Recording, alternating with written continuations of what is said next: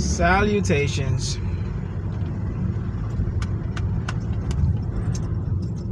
Kevlar Kiss, your personal trainer's personal trainer, your favorite fighter's favorite fighter, your best friend's best friend. David Love, Poet's Choice, the member of the Velvet Voice, and you are in tune to Just Cruising. See, that's radio stuff right there.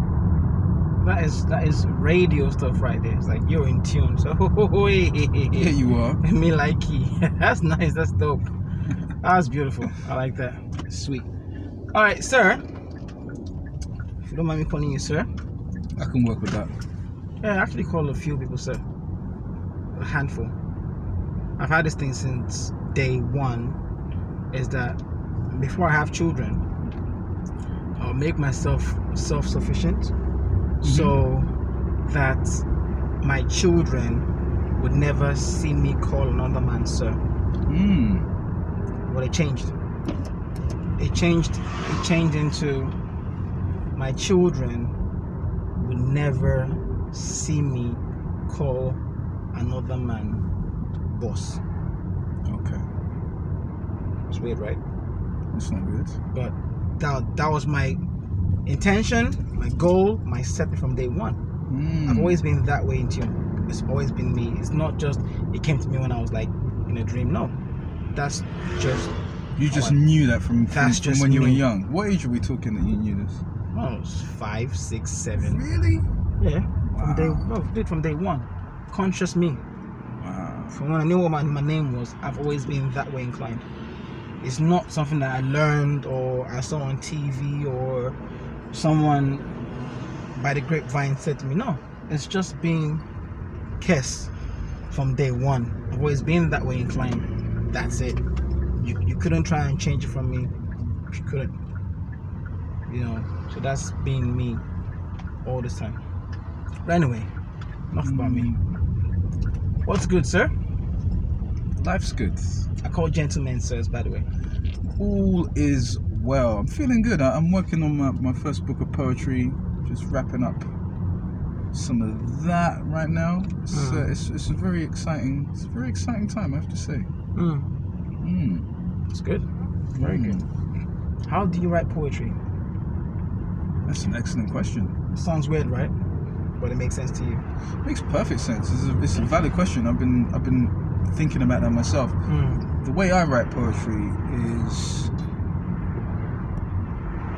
I take from moments that I experience. So it could be a small thing. It could be a facial expression. It could be an interaction. It could be whatever. But to me, poetry is a way of seeing. So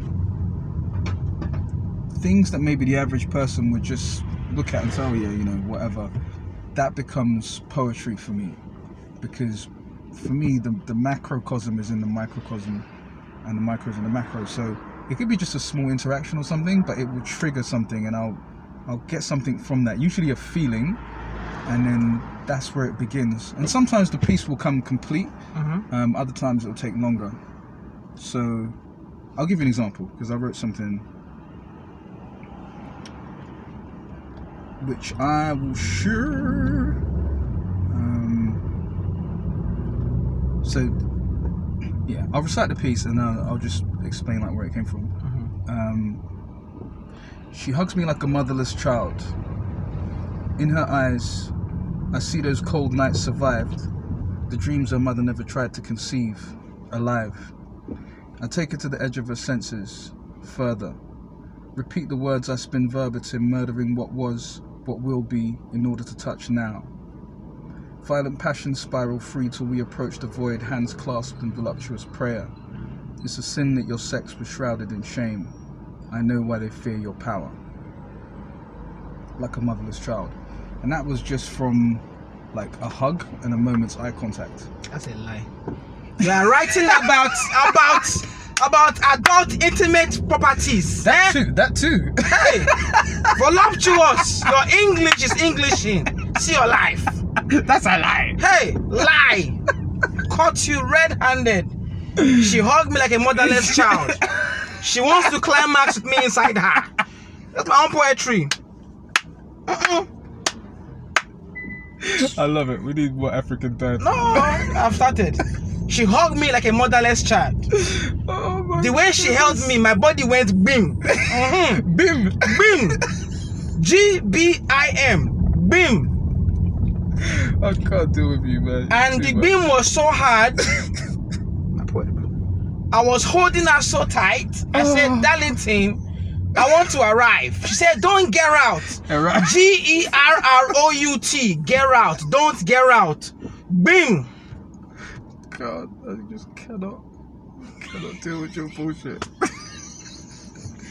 My poetry, bro. Talking about. You should just have that character just appear in super situations. Just come out of nowhere. Captain Bim. Hey! Hey! Stop it! Come here. What do you mean, good morning? What is so good about the morning? Are you stupid? Eh? That's what I mean. It would work anywhere.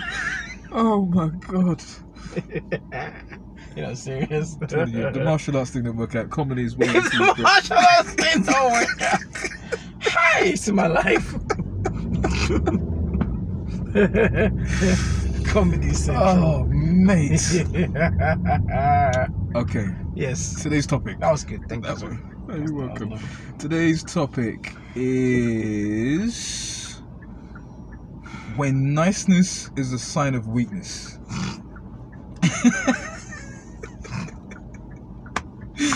Oh, Kester, what's the topic today? I said, when niceness is a sign of weakness. And you said Monday, Tuesday, Wednesday, Thursday, Friday, Saturday, Sunday. Every day happens. It's funny and it's interesting because the niceness thing, I like what you said, that is a sign of weakness mostly in cities. It's weird. In most cities, there is no sense of community. The city lifestyle is weird. It's not the country. There's not the country lifestyle or suburban lifestyle, because the country lifestyle is the village life. The country life is you're there for a lifetime. You're not moving out. You're there for life. And you're, like you say, you're part of that community. You are part of the community. Your vegetables count in the market. Your fruits sell in the market. The market needs your fruit. You need their vegetables. You need someone's handshake to get through this. And you know everyone on a first name basis. Yes. So you can't help but be nice to everyone. And everyone knows you know everyone. In the city, it's always someone's just passing by. They're here for 3-4 years, so they don't have to get to know you. So I'm going like the root of everything. So in most cities, the life is very fast. It's very fast life. People are out to get for them in this 3-4 months. They don't have time to wait for you to get to know each other. The rent's too high. I want to make money to this, do that. You're nice, but being nice doesn't get me fed. I work 80 hours a week, but I still can't pay the rent. So what does your being nice do to me? I need someone that can get ish done. So most likely the ones who are mean are the ones that can get ish done, the ones I like. So because you're nice and kind, you look and seem weak to those who are always on the go, always in a rush. Does that make sense? So the kindness being a weakness thing is just you're happy and kind because you haven't gone through what I'm going through. You're not going through hell, therefore you ain't shit. I love that. It's interesting. That's not the direction I thought you were gonna go with it. However, sorry. No, not at all. I really like that distinction, because yesterday I was thinking about this. There's an anonymity in the big cities, like you say, where people just it's more every man for himself. Yes. Because like you say, there isn't a sense of community. So there is very much this sense of like, well, I got to get mine, and I got to take care of my people, and like, screw other people. And it's not that no one's nice, but it's just not as practical in a big city. And I was thinking about that because I remember when I was in Peru, for example, you'd wake up and people would say, "Hey, good morning" in the street, and at first it threw me off. I'm like, what's happening right now? Why do people say good morning? Londoner. But I was a Londoner, right? But now I'm in Cusco. It's like a small town near Machu Picchu, and there it was very much a sense of community. So you start to see the same faces every day. You see the guy that does he's the barber, and then you see the girls that do the massage here, and like it gets to this thing where people know your name. So it's a very different energy, and like you say, niceness makes more sense in that context because you're working together. So Yes. if you're being an asshole to people are gonna know, like, oh yeah, he's an asshole. Oh, he's the asshole guy. Yeah, and it's the they asshole. remove you from that community, and that's when you feel it even more. When it's a small town, no one cares about you. But now here's what's even crazier, right? So, in big cities, you don't see people farm. You don't see things go from raw ingredients to food for the stomach. You don't see things from seed to grown to market to food. You don't see the process of life in the big cities. In the countries, you do. You appreciate things. You see a calf being born. You see it become a big cow. You see the process. You see everything. You're more connected to nature. You're connected to nature and the people who take care of all these things. So it's now more personal. So you don't see things as weak and or strong. You see people as people. Very interesting. So you now realize, oh, money can't make that calf grow faster. Does that make sense? Yeah. In the city, you don't see that. You don't see the process. You just see the end product. Yes. So you're not used to being patient for things. And things are going fast. And you're right. And you don't appreciate the same things in the same way. You don't. Like if you had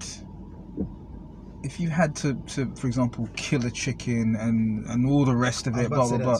Yeah, like your appreciation for that animal and that food and everything else is very different compared to if you just see it on a shelf and you just. But wait, there's more. Think about it this way. A lot of people who were born, raised in cities, they have a fear for many animals. They have an animal fear. Do you know why most people have fear of animals? Snakes, rabbits, spiders, leprechauns, whatever. Do you know why? Tell me. Because they've never actually had to kill to eat. That's it.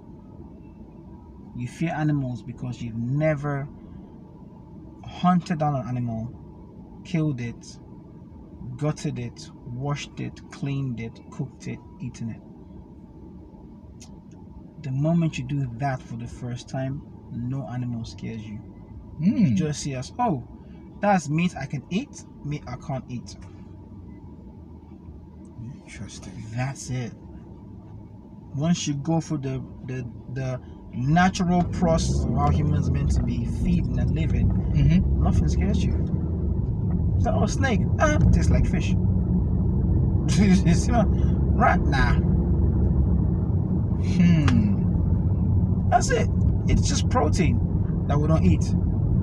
This is the end. It's simple. I find that really interesting because not most people. There are a lot of people who would look at hunting as wrong or negative or evil, but it's quite naive. You're comfortable. Yeah, you're comfortable. You're in your bubble. You're comfortable. Life is good. You don't have to do that stuff. Plant your rice seeds and grow rice and everything. You don't. You've never actually understood what the term famine means. You've never seen real hunger. You've not starved before. Your hunger is like, 4 hours no food. Okay, chicken and chips. You see my point? Yeah. You've not had to go, okay, I'm gonna wake up at 5 o'clock in the morning on Saturday and go and kill someone's chicken. Just boom. Plan. You've not done that. You've never done that before, so you don't know what hunger is. You don't know what starving is. You don't. You think you do. It makes sense. You think you do, but you don't. It's different. So country folk I have a big respect for country folk, village folk, more than city folk. I have a massive respect for people who are not afraid to sleep in the bush. Big respect. Big respect. Most people, they've never seen survival until they saw Bear Grylls for the first time on TV. Oh, look, what is that thing people were doing? Humans have been doing this for thousands of years. Surviving, eating off the land, living that lifestyle. But we have been so comfortable for so long, we forget that someone's got to kill that cow. You know, if you're having a massive raid of wolves in your village, we have to go out there and call the herd, thin the herd, not kill all the wolves, but thin the herd, pick out the alpha. Sorry, bro, it's just not your day, because you had a job to make sure everyone was fine, but you didn't do that. So because you couldn't stop your guys from hunting humans, we have to take you down. It's the law of the land. This is the way. Okay, so building on what you're saying around the city is not the place for niceness. Yes. And I want to extend this question afterwards to look at relationships between men and women. But before that, what would you say generally in terms of navigating, knowing that niceness isn't going to serve you per se, living in the city? What would you say to someone who is in the city in terms of an effective way to navigate? Let's see.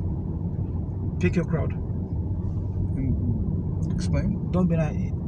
Pick your crowd. Okay. So, pick your crowd and don't be nice to everyone. Be nice to those who you think deserve it. You're a natural nice person. Good for you. Don't be. Here's what I say. So what I teach people, because I'm around a lot of nice people, I say you have to train to be an a-hole for 5 minutes a day. That's it. Practice that for 5 minutes. It's cool. Just look in the mirror. You talking to me? You talking to me? Do your taxi, do what you want to do. You know, you're talking to me. You must be talking to me. I don't see anyone else here. Anyone else here? You're talking to me. So, for 5 minutes a day, practice that, and then back to being you, normal you. What that is teaching you is teaching you how to restrain yourself. You need to learn restraint. Oh, that's just who I am.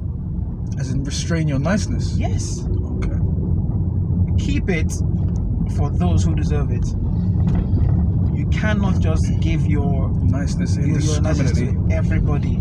You cannot just throw your gold to swine. You know, you don't do that. You keep your niceness to the ones who deserve it. Everyone else is just walk past. I'm Nigerian. I spent half my life in Nigeria. In Nigeria, the places I'm from, there was always a sense of community. Neighbors knew each other.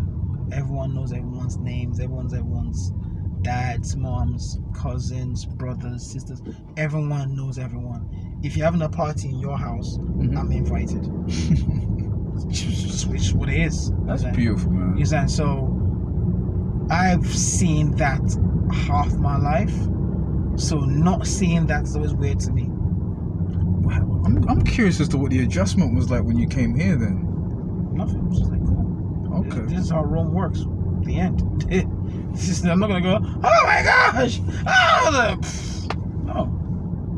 no. This is what it is. When you were here, this is how it works. A lot of people don't do that. They don't pay attention to the crowd. They don't know how to read the room. Read the room. I teach people this. Read the room. Very important. Read the room. Read the crowd. People watch. Watch how people. That's it. You learn a lot from that. It's just that. But when you walk into a place like I'm the main character, that's what you're gonna get. Disappointed. It's true. Look around today. A lot of the lads and ladettes today are so headstrong, you know, on being main character. You see that? Main character. So a guy drove his car on the road, halfway on the other side, blocking the road, and he's trying to blame someone else in his own lane for not moving. Dude, you're the problem. But again, the same gentleman, he thinks he's the main character in the movie, so he's not at fault. He did nothing wrong because he can only see things through his own lens. So everyone else is wrong except him. Yeah, they're all supporting characters. Thank you. Yeah. That's how it is. It's different world. Just for me personally, I have to constantly remind myself not to say hi to everybody. So I do that. I go hi, just walk past. Oh man. And then there's the screw is like trying to rub them. Just said hi, like I'm good. I don't have to rub you. But yeah. So not everyone deserves to be said hi to. Not everyone deserves a smirk or a smile. It's a reality. Not everyone deserves it. It's because you want to just say hey and keep moving on. That's it. No. I've got to the more of the head nod level at this point. I don't head nods. I don't head the nods. The worst is when you're like hi and they just look at you like or don't look at you. But with a head nod, it feels like a much less of an investment. The thing for me is, on the one hand, everything you're saying makes sense to me. What I can feel intuitively is that we are from cultures where there is community, so it's more natural for us. For example, when West Indians first came to the UK, people used to love seeing Jamaicans, for example, and other West Indians working on buses, in hospitals, in these places, because why? Because they brought a friendliness and a kind of a warmth to what they were doing, and people would say that. Well, no, that too. I know where you go with that. Like they like them being in those positions. No, but I'm just saying, like the point I'm trying to make is there's a different energy of connection in our cultures, and so sometimes it's almost like my own natural nature. I have to kind of go against it in a way because this just isn't that kind of a world that we're in now, and it's strange for me because sometimes it's almost like my own humanity is like not dialed down, but it's like it's discernment of like, okay, when can I express this or show this, because people do take it as a weakness a lot of times. Yeah, same thing there. That's not for you. It's not for them. It's for your own crowd. So we said earlier about when Caribbeans first came around and buses, hospitals, and blah blah, everyone was smiling. I said no because it's a thing of a lot of people want to see you do good, but do not want to see you do better than them. Mm-hmm. The smiles were there, but the minute they saw you in a suit, driving a fancy car and working, I agree with but this. earning more than them. Yeah, that's different. Well, where's the smile? Exactly. That's why I said no, because no, we ain't playing that game. People want to see you do good, but not better than them. Simple. Yeah, I am not gonna argue with that. I'm not gonna argue with that at all. Yeah, we all remember that very well. Very, very well. Like, yeah, and then it goes, well, you have to curb your enthusiasm. I'm not gonna hide my shine. I'm not doing that. I'll just shine somewhere else, not with you. That's what it is. I get the niceness, weakness, because it's true. Because a lot of people have also been programmed to see that if you're frowning, you're strong, and if you're smiling, you're weak. It's their programming. Mm-hmm. It's their own programming. It's not the whole world, but it's just that's how they're programmed to see us. Because they see the happy, smiley ones as weak. I don't blame them. You go on YouTube and you see this big black dude smiling and dancing like an idiot. Remember that video? This guy that Is it the guy with his hair's like up, like quite long hair, and he's very, very muscular? Yeah. Big. I think he's called Big Juice or something. Very, very muscular. Very muscular, Yeah, very, I very think I know who you mean. wide. And He goes places and dances. like a coon. I know who you mean. Oh, dude, I can't stand it. Yeah, it's difficult to watch. I can't stand it. It's difficult to watch. People are planning the 100-year move. They're planning how to make sure the next 3 or 4 generations are fine and well off, and you're dancing like that. I had to just twist it because I was like, nah, I can't do it. Yeah, it's a lot. Another thing is the niceness. The niceness is often done to make. People often do this nice thing because they want other people to like them, Accept them. and validate and all accept the rest me. of it, and Please fit like in and all me. the rest of it. So it's not really from a genuine place. Yes. And sometimes I can really feel that, like someone will, oh hi, da, da, da, but you can just feel, It reads different. yeah, you can just feel the fakeness of it. It's like, ugh, this feels icky. Like, You're right. But for a lot of people, the niceness being a weakness thing, it looks more like you're being nice because you want something from me. If you didn't want anything from me, you won't be nice to me. yes, But you know where that comes from? It's a mirror effect. So, example, if I were that way inclined, which is if I didn't want, if I only wanted something from you, I'll be nice to you. mm-hmm. When you are nice and happy and smiling, I would automatically assume that you are smiling because you want something from me. Why? Because that's my nature. That's the way I think. Remember, most human beings, their default setting of judging others is how they judge themselves. It's projection, isn't Which it? is, if it were me, I would do this. That comes from the person themselves.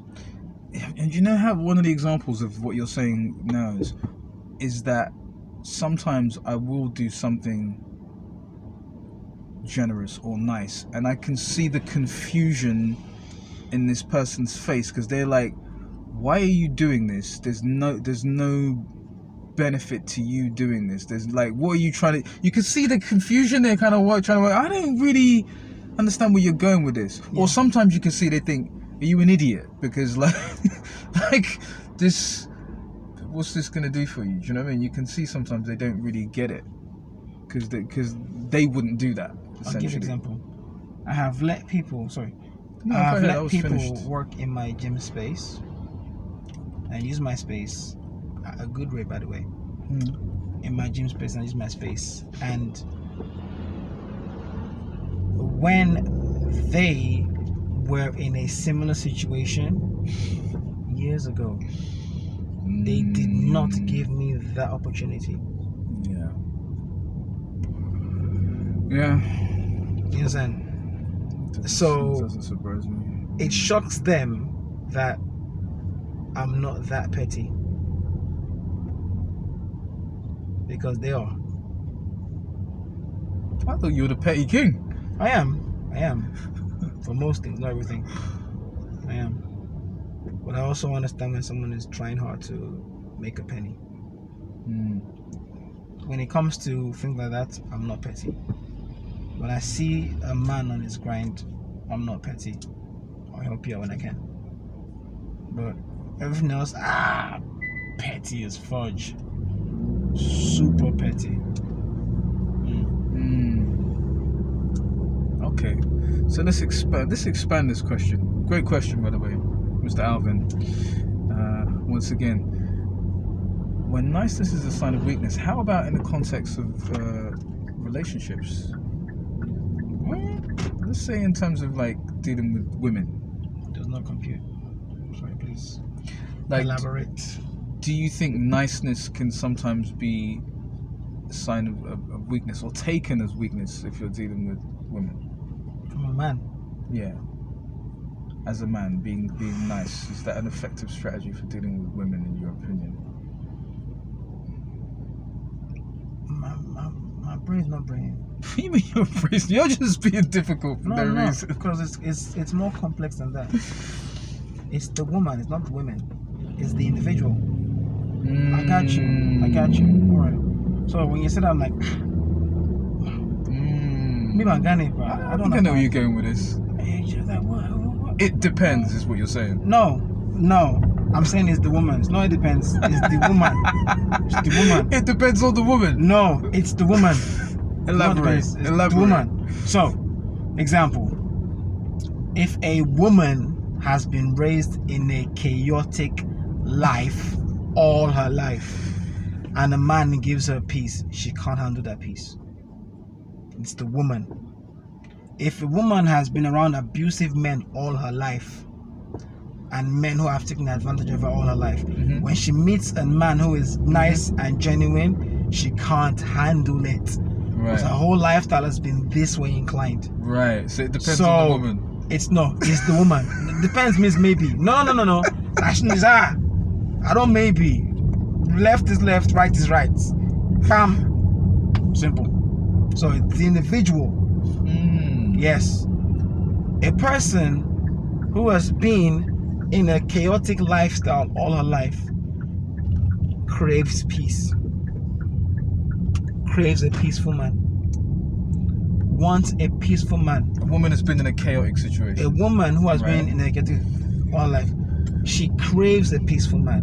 Right. She wants a peaceful man. Right. She needs a peaceful man. Right. When she finds a peaceful man, he's too weak. Cheats on him. Wants a man that's gonna give her pap, pap, pap. And if the nice man doesn't go pap, pap, pap, she goes, he's useless. He's not man enough. He's weak. He's boring. Weak. Yes. Same thing. A woman who has been through peace all her life, peaceful life, peaceful everything all her life, and meets a man who is chaotic, it's not gonna work. No matter how fine it may seem, it's not gonna work. That's the truth. That's the game. So it's the woman. Same thing for the men too. The men's nature is to try and save, protect, help. Oh no, she's going through something. Damsel in distress. White knight. Try and save. Captain Saberho. Captain Saberho. Doesn't work out. Because initially you go, oh no, don't worry, I'll take away all your problems. But then what happens is, again, full circle. Men who do that are men who have been raised in good households, who are attracted to the women who have not been raised in a good household. Again, she has not been raised in a good household, so this man will save her. Yeah. How? Throw money at her. It becomes that monetary relationship. Oh, she likes him because he has money. But meanwhile, so she likes what he can do for her. She don't want to be saved. There you go. Don't save her. Wanna be saved. She don't want to be saved. Fool me one time, shame on you. Fool me twice, can put the blame on you. Fool me 3 times, cut the peace sign. So it depends on the woman, is what he's saying. No, I don't say depends. I say my words. I don't make. So what you're saying is? Nope. I'll watch that again. I speak in power. I don't do maybe. I don't do depends. I said this is or is not. We do or we do not. There is no maybe. Semantical. Absolutely. Semantical things. You're welcome. Okay, so devil's advocate then. So if a woman's raised, advocate. I'm gonna play devil's advocate now. Who are you devil's lawyer? Since when did you do your gang sign with devil? Devil's lawyer, eh? What are you advocating for? I think you're taking this a bit too literally, bro. It's your words. I was here minding my business, driving motor. You're telling me devil's lawyer. Which devil? Driving motor. Yes, motor car. Vroom vroom. Just cruising, you know. Kevlar Kev, Dr. Love. So by what you're going on, what you're saying now, if the woman is raised in a peaceful background, then you can be nice. You know the expression. You're just being ridiculous. You're saying that niceness would work if she comes from a healthy background. She's, say she's been in a family where the mum and dad get along and everything's copacetic, Yes. then you could be nice to this woman. Absolutely. Because she's used to that.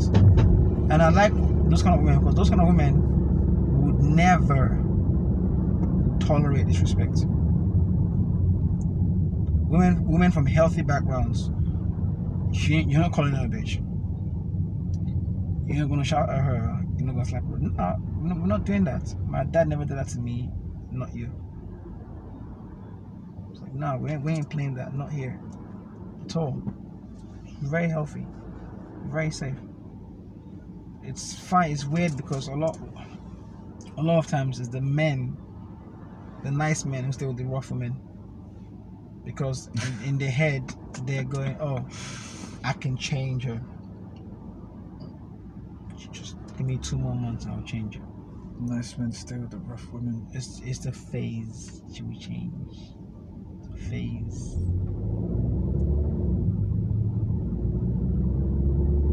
Bruh.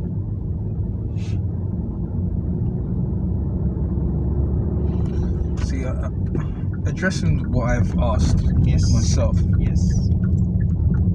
This niceness, it's about how it manifests, because there is a genuine care which comes from a healthy place, and then there's codependency, and in a lot of cases, guys who are nice are codependent. So they don't have healthy boundaries, they don't have a certain level of self-love or self-esteem, and so their relationships then reflect that. And they try to get the love they want and the things they want through almost like a trade-off, like, oh, if I behave like this, then I expect you to behave like that. And so there's almost like an expectation of receiving something in return for what they're given. Absolutely. You do realize that it's because they understand that if we go in this direction, they've seen the end of it. That's what it is. So the quote unquote nice guys, they've gone, oh, you and I are walking on this path together. They know where the journey ends. So what they're doing is they're trying to go, oh, I would like us to walk on this path together because the end is so beautiful. Right. That's what it is. So the end of the journey is so beautiful. So I'll be nice to her, and hopefully one day she can realize that I love her more than she loves me, and then we can love each other, and then we can be a perfect unity and go to paradise together. It's just a losing proposition for a few reasons. Like, for one, the fact is it's not real. Like, that niceness is not do you know what I mean? It's not necessarily you've sat and calculated, but you're giving something in order to get something. It's not truly giving. And then also putting yourself in a situation where you like her more than she likes you. Right. It's just a recipe for disaster. It's real sometimes. Sometimes it's like, the example I'm going to use is like The Matrix, which is Mr. Anderson sees himself as Mr. Anderson. You, Morpheus, you see the Neo in Mr. Anderson. You're trying as hard as you can to make Mr. Anderson into Neo. Go on. Because you have literally watched The Matrix for 25 years, and you know how Neo starts and ends. You know Neo is the one. Okay. You've seen the one, and now you are in the movie. You are in The Matrix, and you have now become Morpheus, and that's Mr. Anderson. And you are trying all you can to make Mr. Anderson into Neo, because you know what Neo can do. Neo doesn't, because he's been Mr. Anderson all his life. And you know it's just for Mr. Anderson to accept the pill. That's it. No magic, nothing. Just accept this path and walk this path. So your Morpheus are trying to make Mr. Anderson walk this path. That's it. And later you realize the path would have been walked with or without you, Mr. Morpheus. That's it. But guess what? Mr. Anderson does not want to be Neo. That's exactly what I was going to say. That's it. But you realize that too late, and then you go. So now the movie has changed. That happens to a lot of guys. You see, so now the movie has changed, and you go, okay, I thought I was in the Matrix, but this is a whole parallel multiverse Matrix. Yeah. Now you don't know how this one ends. That's what it is. Oh, I was going to say something. It's called shizzle. Sugar honey iced tea. Sugar honey iced tea. What was the one you used? See you next Tuesday. I'm stealing that one. This see you next Tuesday. Oh man. Niceness. Oh, this is what I was going to say. So this idea of men choosing women who they like more than women likes them, one of the reasons that is such a disastrous situation is because when she knows that you like her more, emotionally the experience isn't going to be as rich, because she just knows you're just going to be there, you're just going to be available, you're just going to be reliable, and it's too boring essentially. Whereas if she likes you more, she'll make more effort. She's going to have a richer emotional experience in terms of there's uncertainty, there's mystery, there's maybe a certain level of a little bit of insecurity maybe about losing you, and it gives her more of an emotional experience. I hear you. So how do we avoid or prevent that? The way you avoid and prevent that is to learn to like women that like you, and that might not come initially. Like when I was a little kid, I remember I'd see a girl and I'd be like, I really like her, and I would just have like a crush or whatever, and I would know nothing about this girl. Do you know what I mean? Wouldn't know her character, I wouldn't know anything. I'd just be like, she's beautiful. Yeah, she wiped back to front. Say again? She wipes back to front, nothing. There's nothing about this woman, man. She could be absolutely disgusting. So, the way to mitigate that is to train yourself to appreciate the women that appreciate you. Your life will be much easier. I remember explaining this to a kid, but he was like 19, and obviously, you know everything when you're 19, so he was just like, nah, I ain't trying to hear all that. But is this time? Is this time to learn? He's gonna learn the hard way. You gonna learn. You're gonna learn today. I don't do that anymore. I don't force knowledge on people. Wise. If you come, you come. If you don't come, it's not by force. Simple. It's the way forward, man. That's the thing, is that Morpheus trying to turn Mr. Anderson into Neo. It's not going to work. Like if there's no desire in that person to make that transformation, you can't. But you did that a few times and you realize, yeah, I've wasted a whole bunch of time. The fact that I went to Mr. Anderson makes me unappreciated. Yeah. Man, fuck that guy. Shit, my lane into me. Simple. Well, it's interesting because your doctor doesn't come to your house. Teachers, you go to your doctor. Teachers that come to you go to school. Like it just think about it logically. It doesn't really make sense, does it? You don't appreciate your teachers when they just come to you. Yeah, because you're not investing anything for that. Yes, because again, it makes you the main character again. Because you sat down there and then the teacher came, and then you're like, yes, I pay you to teach me.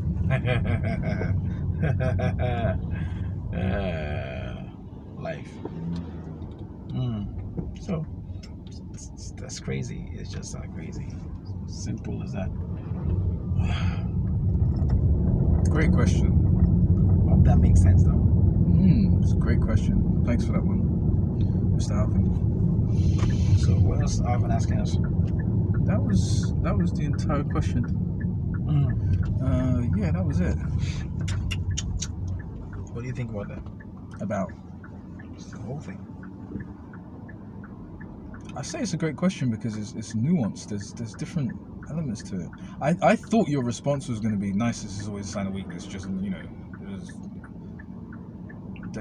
Don't be nice. Be necessary. But I like what you said because it was very measured. It's like calibrate your ish. Because there are some people who deserve that. Let me tell you this: a lot of the strongest people I know are the nicest.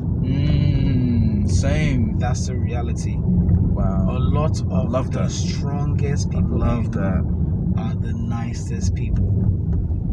They are strong because they know their strength. They know that they don't have to prove anything to you, to anybody. They are strong. They fear their own strength. I'll put it that way. Because for them, it's easy to be strong, but it's like a glass. You break the glass, you can't unbreak the glass. Once they've crossed that line, you can't unscramble scrambled eggs. A lot of the nicest people I know are the strongest. Tough MFers.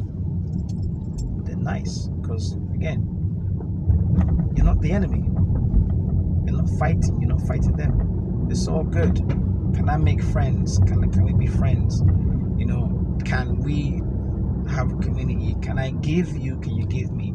Can we contribute? Can we build something together? That's the magic. That's the focus. Now it comes back to this whole guys liking girls more, girls liking guys more. Dude, for real, if you are playing your part, if you're doing what you need to do, what you're supposed to do, what's going to happen is quite simple. Is that you will love her differently, she will love you differently. It's that simple. Excellent point. If she's playing her part and you're playing her part, that's when you love her more, she loves you less kicks in. Because she can see you are not doing what you are supposed to do. You're not on your mission. You're not on your mission. You're not on your grind. So when you're not on your grind, it comes out as you love, as the man loves the woman more. No, a man can't love women more and vice versa unless the man is loving her on her part. Men love women differently and vice versa. Women love men differently. I get it. Because it's always the men who are not on their mission that go, oh no, I love her more. Of course you do. You have too much time for yourself. You have time to go and do this. Go. It's almost like that energy has to go somewhere. It has to go somewhere, and it's being wasted on a person. You have all this energy. It's true. I love it. That is true. It's just you have all this I love it. Creative energy. Yes. Creative energy. Which needs to be expressed. What did you do? Press it. Okay. So you can do anything with this. You can do anything. You can build worlds. You can create universes. And you're simping to Delilah. To Delilah. As well, right? As well. On top of that, you don't even sip it to a woman worthy of. I shower. Sorry. I shower. What does that mean? Prostitute. The way you shouted it as well. I shower. Night walker. I can make a note of that one too. I've got another way I can insult people with them having no idea what I'm saying to them. Just throw it like that, like a wording. Shower. My eyes. It's blinding, mate.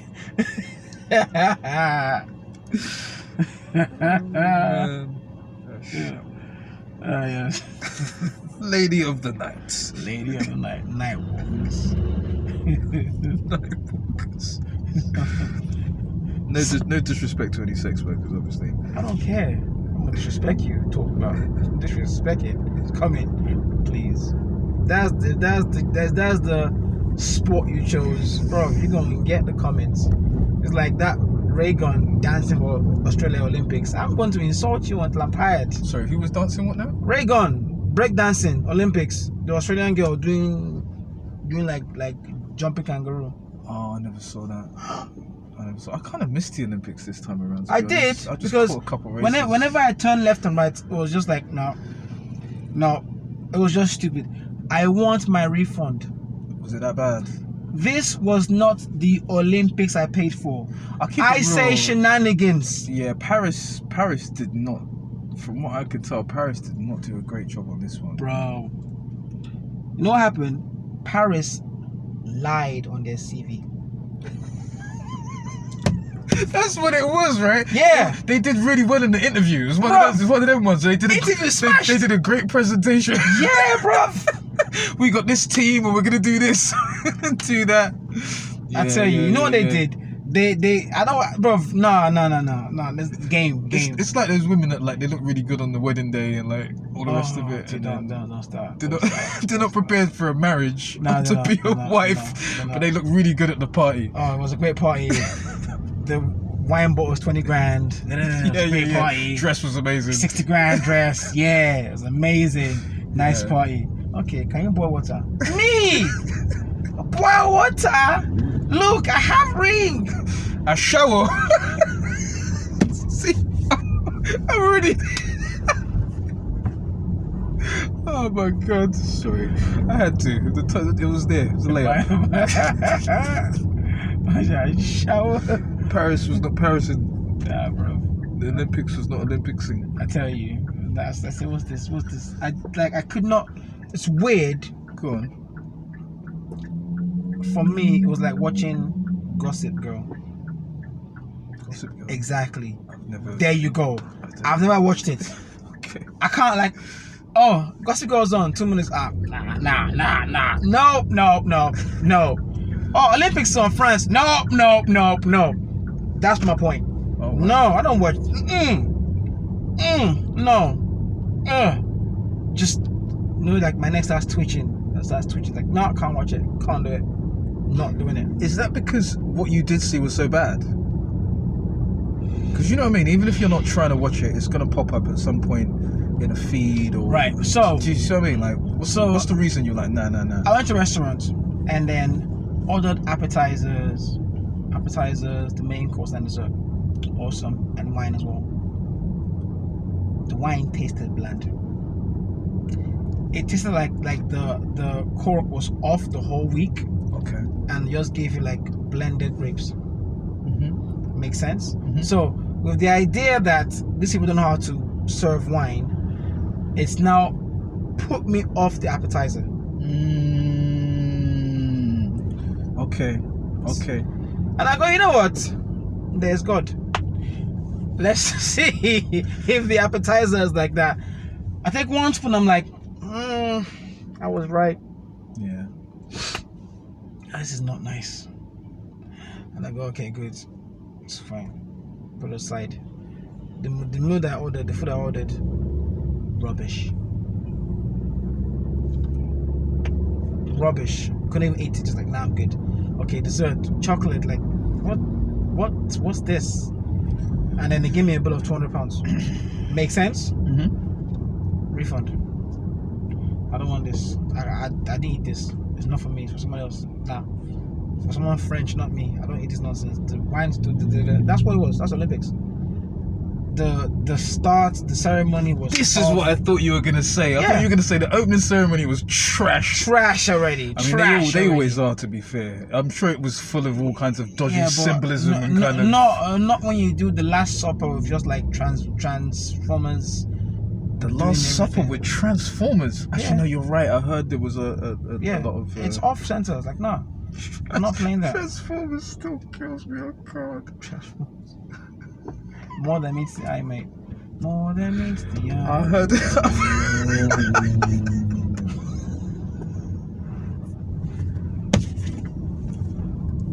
This guy. So yeah, you just reminded me. Actually, yes, I did hear that the opening ceremony was a. I'm glad you logged off. I'm glad. It's good. It's healthy for the brain. It was a sight to see. Like, do you know? I don't watch TV. I don't have a TV license anymore, so I just I'm glad. I'm happy. I'm happy too, man. I think I miss so much nonsense, and I don't get the same programming the average person gets because I'm just not. Average person. Well, you know, most people. I'm just being real. Like, I love it. I love it. Most people are watching all of this stuff. They're watching the TV shows. They're watching the news. They're watching all of this. This is why like to today, I love the song. The Transformers, robots in disguise. The Transformers, more than meets the eye. The Transformers.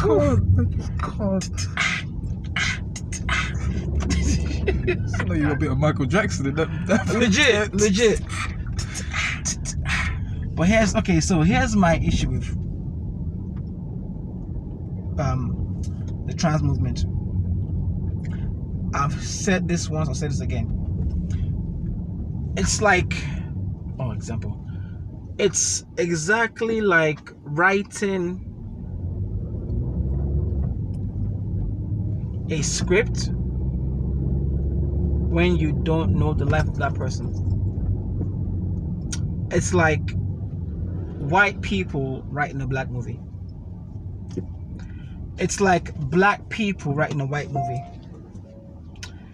I got you, but it's for them, not for you. It's for them. We're doing more hours. Don't worry, I know what I'm doing. So it's like doing more hours. Yeah, hours. Content. So why are you laughing? I don't know, that accent still cracks me up, man. You're welcome. So it's like someone coming to me and say I should write a movie about a boy raised in Myanmar doing late way because I've done martial arts. So just because I've done martial arts all my life does not mean I know how Myanmar is, how late way lifestyle is. I'm not qualified for that. But because I lied on my CV, what I'll do is I would create a caricature of that, which is an exaggerated example of what it is, and it hits nowhere near home. It's all fluff, but it's not centered. Go on. That's what it is. So now, when men impersonate women, which is men say they are not women, fine. Again, do you? If that's how you feel, no problem. But what happens is when they dress like women, they dress like an exaggeration of women. They don't just like everyday women, just everyday stuff. Their dressing is very, very exaggerated. Women don't dress like that every day. 1, 2. Women don't cake up too much makeup. They don't do that. So if you want to be a, other person, no problem. But do it like you mean it properly.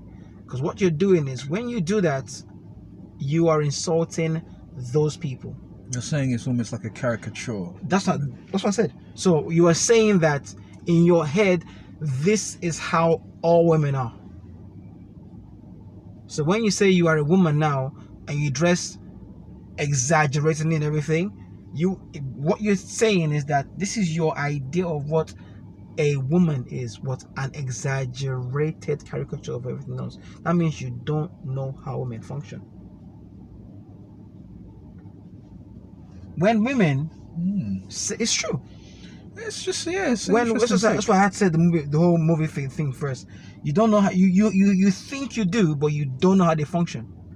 When women want to start becoming like men, right? They do the same thing. I've observed both sides of this. Working in hospitality, because they do a lot of these events. Exaggerated.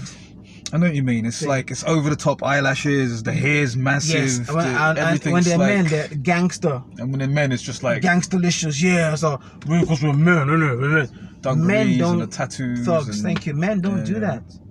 It's exaggerated. And again, you don't know men. That's my issue with the society. If you're gonna do it where it's like, yeah, cool, nice, I'm convinced. Well, don't to Wong Fu, thanks for everything, the whole thing. Remember that film? Is that the one where Wesley Snipes was in? And Swayze and all that, yeah. Just like overly caked up, overly, De La Hoya'd up and everything. It's like, dude, chill. Just chill.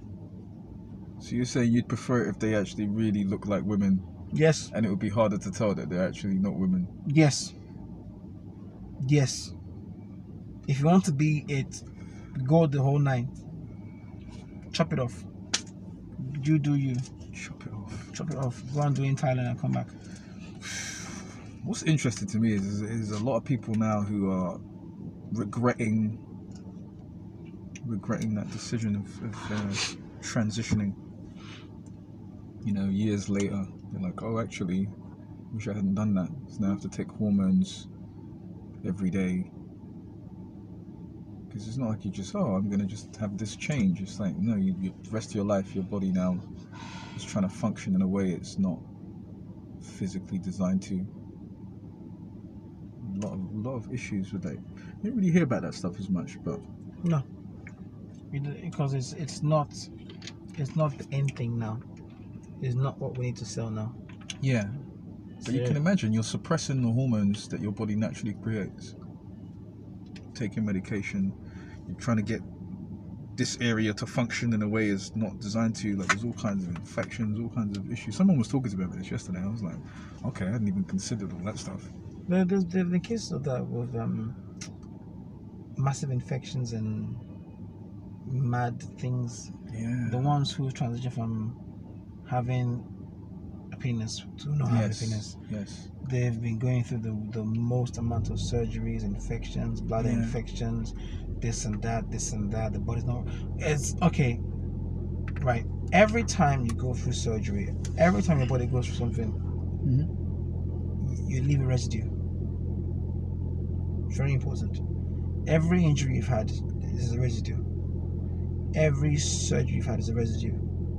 So, and once that's happened, the next time it rains, you're gonna feel it. When the weather goes 1 degree lower or higher, you're gonna feel it. When you wake up in the morning, you're going to feel it. There was a case where he was she, saying that every time he goes to pee or she goes to pee, she's in so much pain. So much pain. It's like the wound is not healing at all. This is years, by the way, like 5 years down the line. Man. Exactly. So Rough. But she has to hydrate a lot to clear the system. But guess what? That hurts. So existing hurts. Just living hurts. But this is where people get mad at me because I'm the truth sayer. And I get mad at the world because I told you so. I hate saying I told you so because that means in the first place you never listened. Yeah, there's not much joy in I told you so. There isn't. Thank you. People go, no, I don't feel good for none. I don't like it because that means you don't trust my intuition. You don't trust my decision. You don't trust my leadership skills. One of the things that concerns me about it is young people making these irreversible decisions based on how they're feeling at a young age. You know, that really concerns me because I've met a lot of women who are maybe tomboys when they're younger, love hanging out with boys, love doing boys things, maybe they even like dressing like boys, and that's fine. Like maybe they're 7, 8, maybe they feel like that as a teenager, but those women eventually wanted to be women. You know, when they got older, they started to feel like girls again. They started to like boys. They started to, do you know what I mean? They started to want to do all of those things. And so it's a very young age to be making irreversible, life-changing decisions without parental consent and whatever, or even with parental consent, to be honest. I don't know. Full circle. It's crazy. I think psychotherapy should be the first step when it comes to all that stuff. I don't think so, You know why? There's mental stuff going on. Because it goes back to what I said earlier. It's your circle, with your teachers, with your friends, with your associates, it's who you are around. If you have 5 people are a certain way, you will become the 6th. If everyone around you is saying to you, especially in your point of where you are, you don't know your left from your right hand, and everyone's saying to you this. Even if it's not that, it's a suggestion, you will eventually do that. You become that. So what you surround yourself with, you shall eventually become. It is inevitable. The problem is a lot of the kids growing up in modern society, you're talking about what's around them, they're going to have influences that we wouldn't have had as kids, in terms of, oh, read this book, this is a story of, George becoming Georgina or whatever, or they've got someone coming in to read stories to them and that person happens to be trans and blah blah blah. So that circle thing and the influences and the education and all the rest of it is very different to when we were kids. But wait, there's more. I bet there is. With that, the schools, this is where parents have to get involved in the schools, because the schools have to send the parents' curriculum and go, we're doing this. The only time they allow someone like that to read in the schools is when the parents have accepted it. Is that how that works? Yes. You're a parent, so you know. So, and more interesting is like, you can say no. Really? Say no. What if that class is happening? My kid's not going to be in that class. Okay, so you can decide. Okay, yes. You got to do what you're doing, but not for my son. Because I've seen when it's just the mothers there and no dads are there. Oh, but little Timmy needs this and blah blah blah blah blah. But but it's really good for Timmy because mom has no supporting stand. She goes, okay. And Timmy's in the class. But when dad's like, no. When the mom and dad are there together, even just dad, oh, but little Timmy has to, no. We're not doing that. No. Not my son. I'm teaching my son how to do it. I'm good. No. Simple. And I thought about this. Don't say no 3 times. I've told you once. No. No means no. That's your language, right? Mm-hmm. Flip it. No means no. Done. Simple. There was a case about this a few months ago, same situation. Whereas it came up, I told the parents, say no. Say no, say no, say no, say no.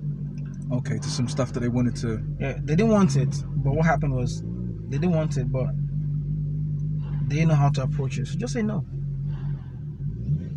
So once they said no, this parent said no, that one now said no. It became a I'm Spartacus situation.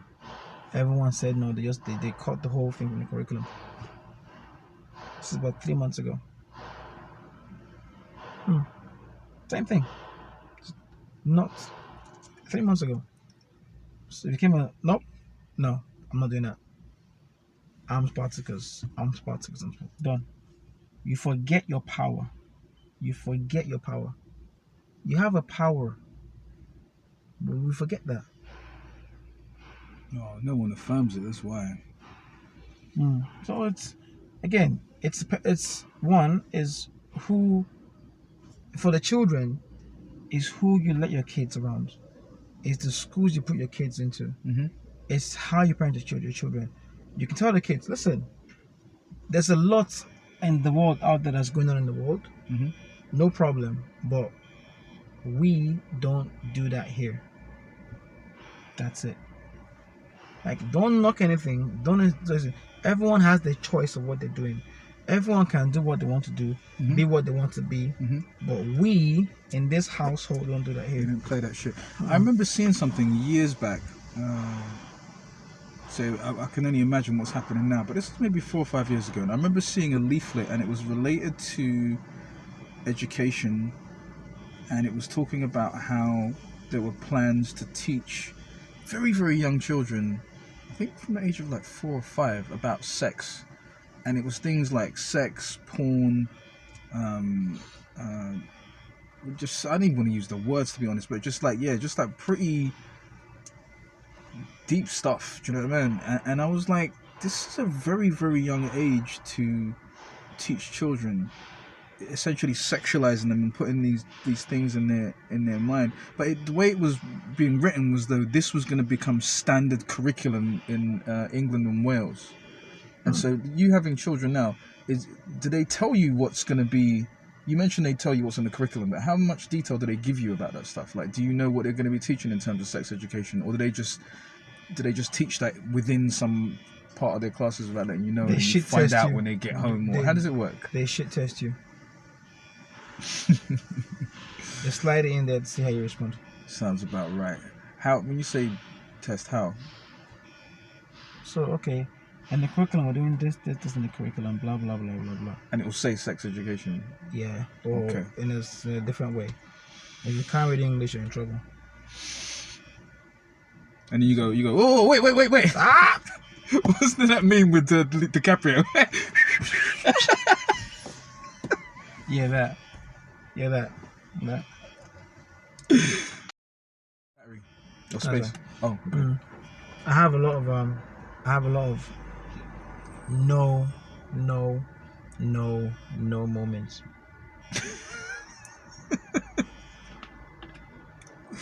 No. No.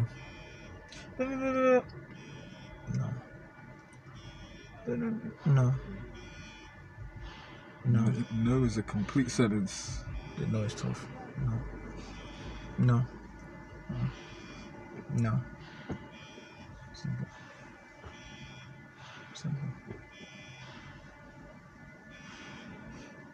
That's crazy. If you ever want to have children, you have to prepare for these things from the beginning.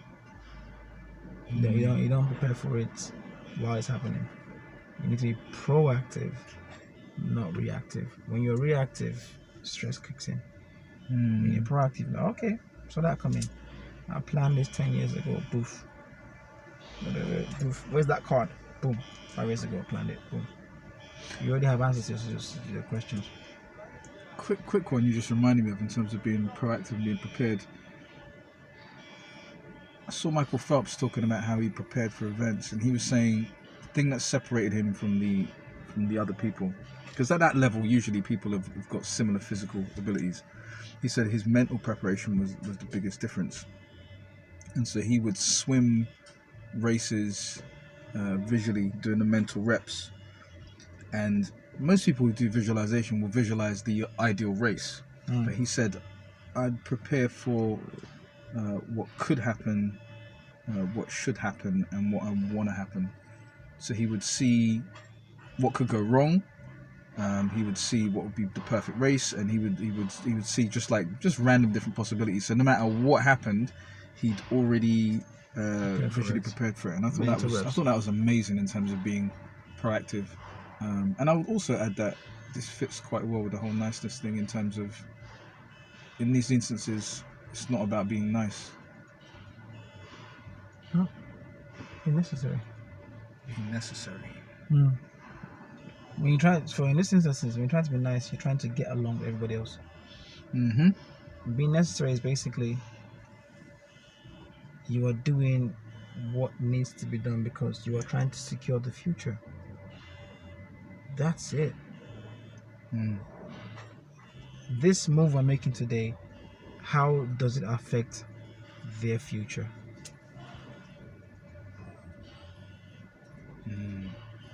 That's the question. That's the ultimate question. This move I'm making today, how does it affect their future? You know. But it's all good. But yeah. On that note, it's been emotional, team. Stay awesome. Deuces. Deuces.